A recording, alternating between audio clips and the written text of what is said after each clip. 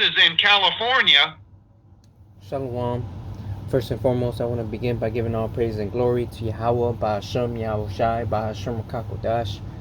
Double honors to the elders and apostles of Great Millstone, and shalom to you brothers that are laboring and pushing this word in truth and sincerity and with charity. I'm the brother Abraham from the camp here in GMS Chicago, coming to do another quick lesson through the Holy Spirit. Lord willing, it be edifying. And I'm just listening to um, Off-grid desert farming with Paul and Adrian, which he does great coverage with what's going on in Russia and Ukraine and how it's gonna eventually involve uh, the rest of the nations, and pretty much breaking it all down easily and simply. And you know, our job is to warn. Our job is to be watchmen. Okay, and Revelations 19 and 10. All right, the spirit of prophecy is the spirit of Yahweh Shai, which is should be the main focal point, because this is the times we're in, man.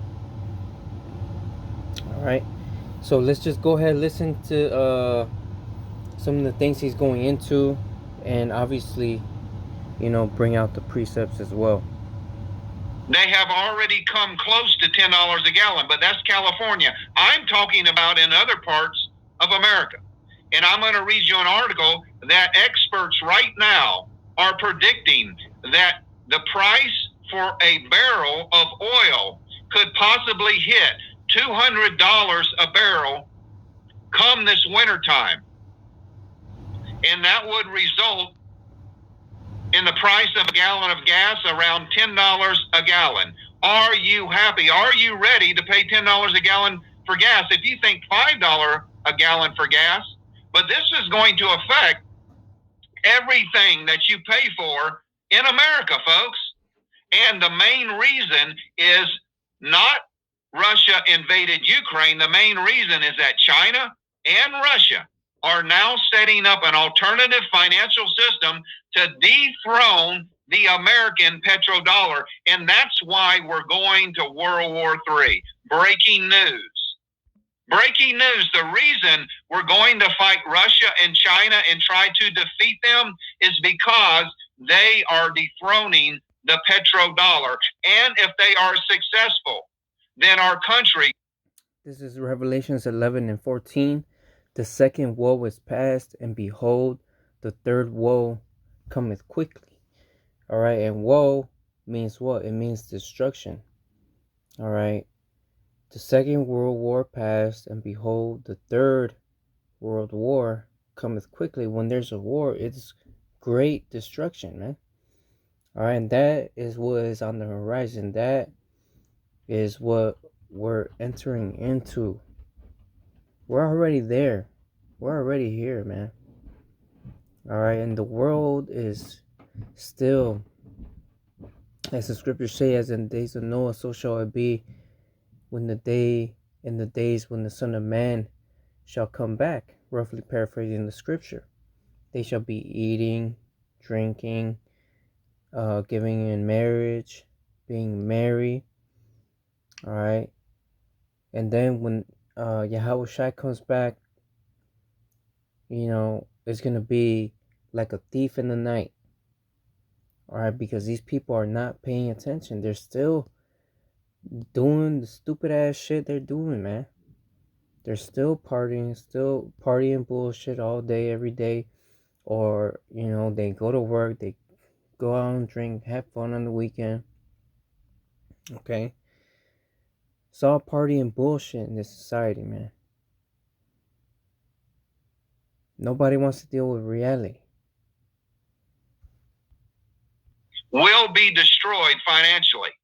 And all of these things that we have put on Russia, all of these sanctions by SWIFT, is going to backfire and destroy our country instead of Russia.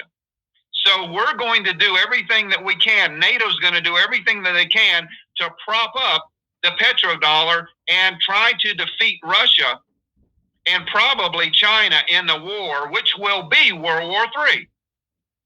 and I'm going to document everything that I have been telling you the last few minutes.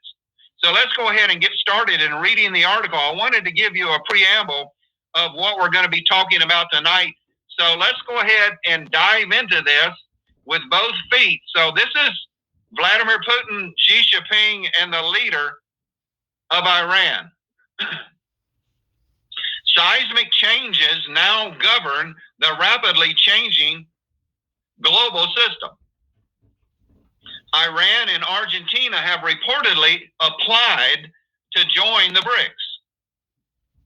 Now there's a huge problem for Israel, and the reason is simple.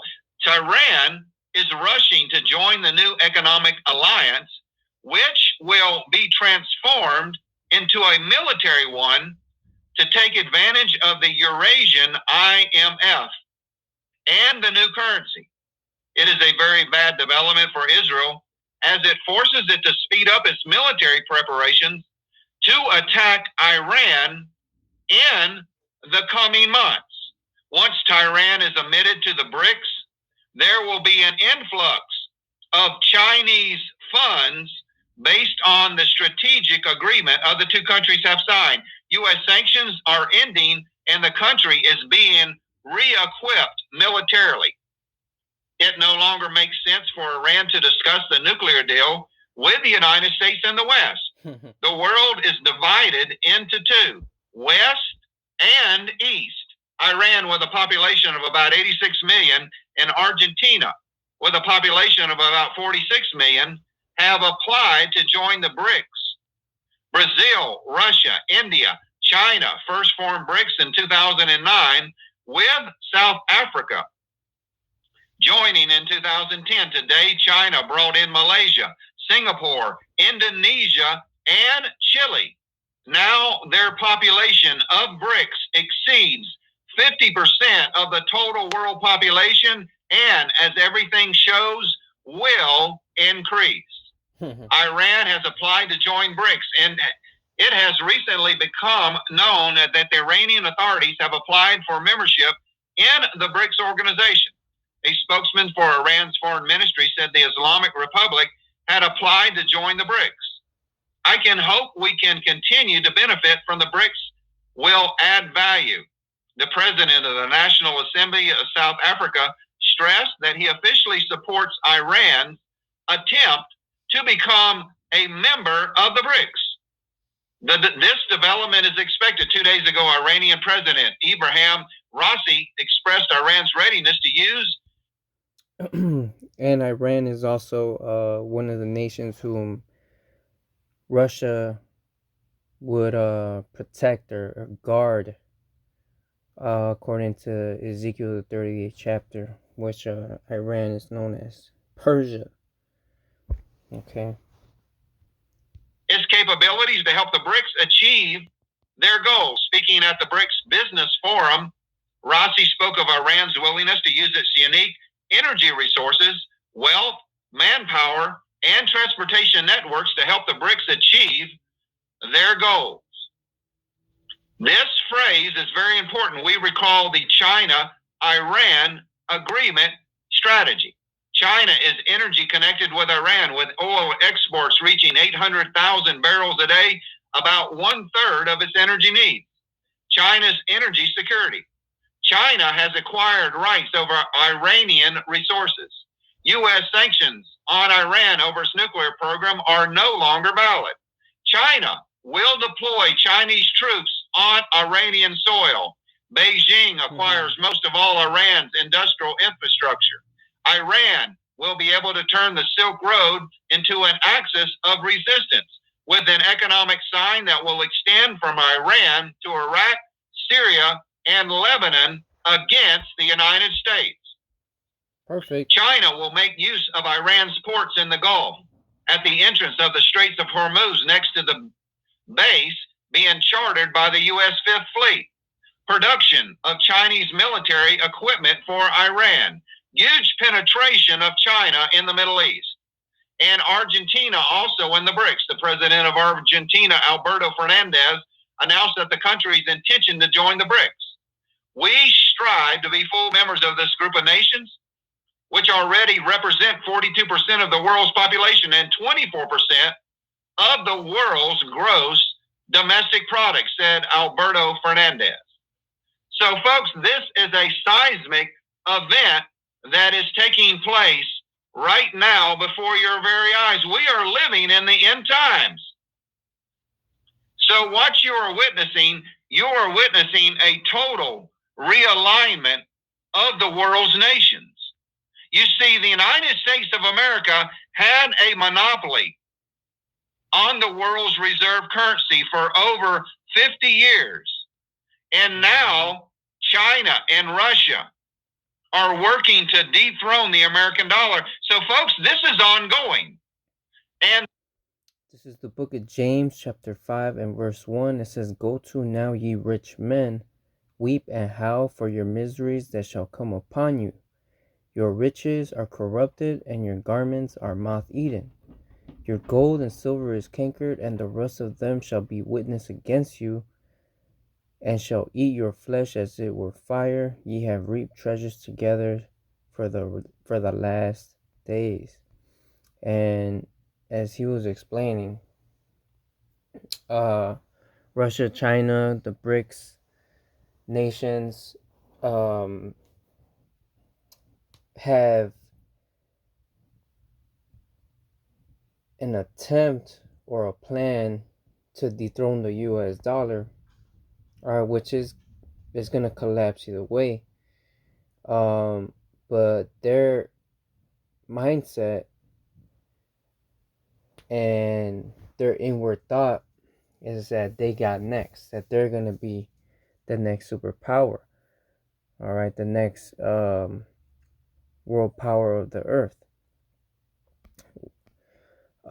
Which I'm going to get a precept on that right after I read this fourth verse. It says, "Behold, the hire of the laborers who have reaped down your fields, which is of you, kept back by fraud, crieth, and the cries of them which have reaped are entered into the ears of the Lord of Sabaoth," all right, or the Lord of armies, all right.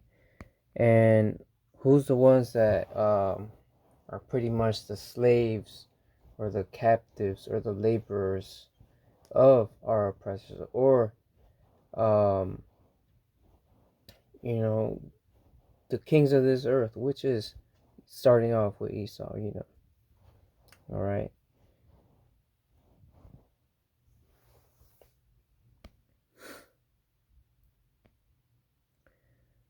So this US petrodollar will eventually crash. All right. This is why you're seeing the high inflation that you're seeing, which is still going to get worse.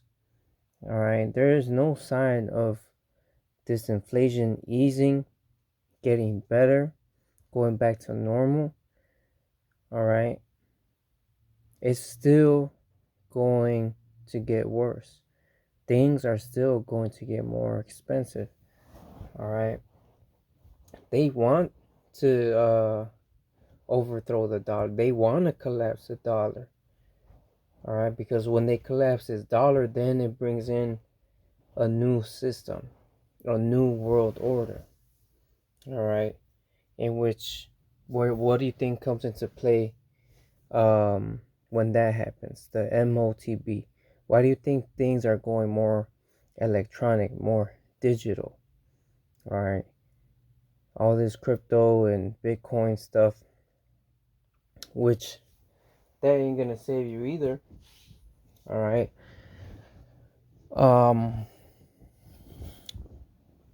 This is why you have Google Pay, Apple Pay, contactless payment, things like that.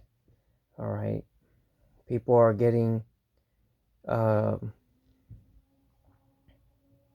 don't want to say it, the C to the H to the I to the P, like Apostle Ronlop likes to say, implanted in them. Trying to make it the new cool thing, the new thing to do, the new cool trending thing. All right, which the scriptures say they shall deceive many. All right. Now I want to get this precept here in Psalms, the second chapter and the first verse, because you have Russia, you have China, all trying to overthrow the U.S. and their system, the petrodollar. All right, so they could be the next world superpower. But the Most High has other plans, and all these nations having all these summits and got the BRICS and stuff like that. There everybody's talking about current events, obviously, and what's going on and how it's affecting the world and the world economy. Nobody's talking about the Lord and when He's coming back and what His plans are. The only ones talking about the return of the Lord and what He has planned is the elect, is the prophets. All right, this is Psalms chapter 2 and verse 1. Why do the heathen rage and the people imagine a vain thing? What's that vain thing? It says the kings of the earth set themselves and the rulers take counsel together against the Lord and against His anointed, saying. All right, so these kings of the earth setting themselves together, which is, you have your summits, and right now you have BRICS nations coming together trying to unite and bring in their new monetary system. All right, whether it be the ruble or the yuan, which is increasing right now. They're the ones really winning uh the war when it comes to the monetary system, because the sanctions that they issued on Russia are backfiring on the US. All right, Russia is making more money than they ever have before. All right, the ones losing is the US. US is losing in every way possible. And Russia's coming up. All right, they're making money. But Russia's not going to be the next world superpower. China's not going to be the next world superpower. All right, this is verse 3. It says, "Let us break their bands asunder and cast away their cords from us. He that sitteth in the heavens shall laugh. The Lord shall have them in derision." All right, so the Lord uh, sees all these nations and kings of the earth at the moment, uniting, scheming, plotting, planning, what they're going to do. They where they see themselves in the next 5, 10, 15, 20 years. All right, the Most High's up there laughing at these people, man. All right, let's jump down to verse 8. It says, "Ask of me, and I shall give thee the heathen for thine inheritance, and the uttermost parts of the earth for thy possession. Thou shalt break them with a rod of iron, thou shalt dash them in pieces like a potter's vessel. All right, be wise now, therefore, O ye kings, be instructed, ye judges of the earth. Serve the Lord with fear and rejoice with trembling. Kiss the Son, lest he be angry, and ye perish from the way, when his wrath is kindled but a little. Blessed are all they that put their trust in him." So here it is, the Most High is going to give his servants, the heathen, for our inheritance, and the uttermost parts of the earth for our possession. All right, Lord willing, we're part of that number. What's the uttermost parts of the earth? Literally from the beginning to the end of the earth, which is the whole entire earth.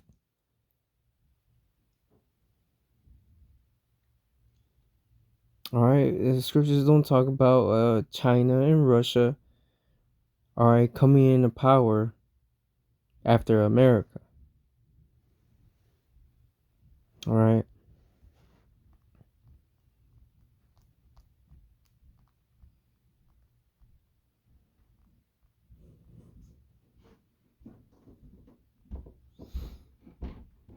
All right, this is Daniel 2:44. It says, and in the days of these kings, what are the days of these kings? All right, and here there is a vision of a statue which had uh, different parts of the body, different kinds of metal, which represented four kingdoms. Started off with the Assyrian Babylonian Empire, the Medo-Persian Empire, the Greeks, and then the Romans. All right, which America is pretty much just a revival of the Roman Empire. All right, you see it all around us. It's Rome all over again. All right, and in the days of these kings shall the God of heaven set up a kingdom which shall never be destroyed, and the kingdom shall not be left to other people. All right, not Russia, not China, not Iran, not Babylon, not America. Okay, it says, but it shall break in pieces and consume all these kingdoms, and it shall stand forever. For as much as thou sawest the stone was cut out of the mountain without hands, and that it break in pieces the iron, the brass, and the clay, and the silver, and the gold, which is all those kingdoms. All right, and that stone being Yahweh, the great God, hath made known to the king what shall come to pass hereafter, and the dream is certain, and the interpretation thereof is sure. Okay, so this is the will of the Lord. This is what's going to come to pass. All right, this kingdom is going to be the kingdom of Israel. All right, nobody else, no other people. It shall not be left to other people, man.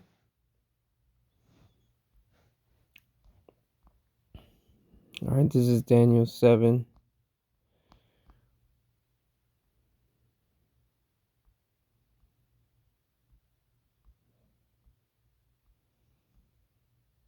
And verse 18, it says, but the saints of the Most High, who are the saints? The Israelites.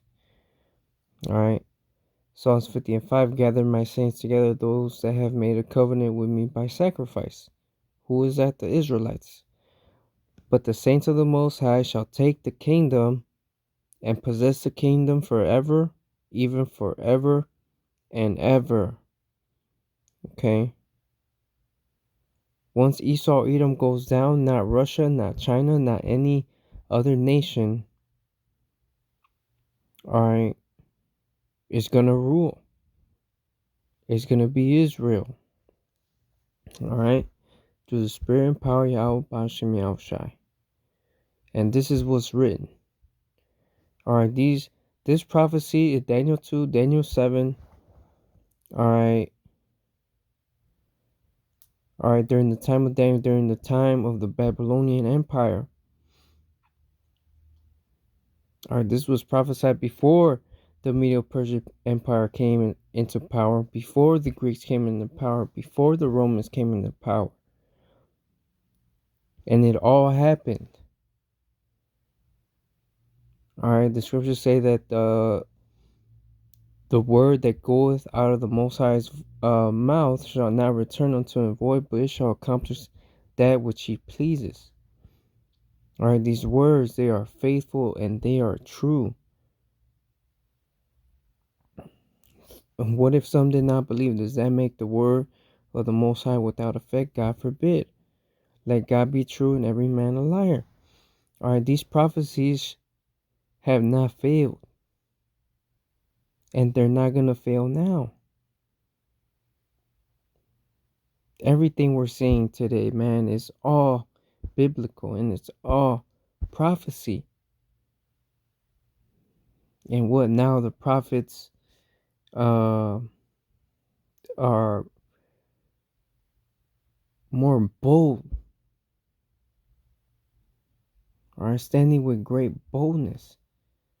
All right, because before there was anything going on, beginning with the elders and apostles on down, have been prophesied at these times that we're seeing now.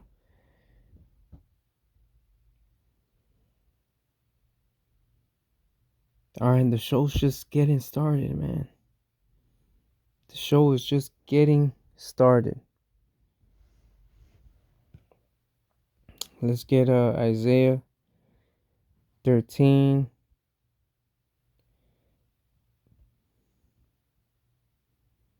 In verse 4, it says, "The noise of the multitude in the mountains, like as of a great people, a tumultuous noise of the kingdoms of nations gathered together." So imagine just a multitude of people marching, gathering together. It says, a tumultuous noise of the kingdoms of nations gathered together. The Lord of the hosts mustereth the hosts of the battle. Mustereth means control. All right, and all these nations, there are forming sides, forming allegiances. All right, doing this, doing that. You know, it's all the Lord's doing. It says they come from a far country, even it says from the end of the heaven, even the Lord and the weapons of his indignation to destroy the whole land. How ye, for the day of the Lord is at hand, it shall come as a destruction from the Almighty. Therefore shall all hands be faint, and every man's heart shall melt, and they shall be afraid. Pangs and sorrows shall take hold of them. They shall be in pain as a woman that travaileth, and they shall be amazed one at another. Their faces shall be as flames. All right, so these people are, it says, hearts failing them for fear, man. All these mighty men, um, in this earth are gonna be like women in that day, man. It says, "Behold, the day of the Lord cometh, cruel both wrath and fierce anger, to lay the land desolate, and he shall destroy the sinners out of it. For the stars of heaven and the constellation thereof shall not give their light, and the sun shall be darkened in his going forth, and the moon shall not cause her light to shine." All right. When these missiles being shot from the ends of the earth, all them warheads, all the missiles, man, it's gonna rain missiles. It's gonna block out everything. It says, "And I will punish the world for their evil and the wicked for their iniquity, and I will cause the arrogancy of the proud to cease, and will lay low the haughtiness of the terrible." All right, so the judgment for this place, for this earth, is nigh. It's coming. All right, these scourges are being sent for an amendment, because this world is prideful.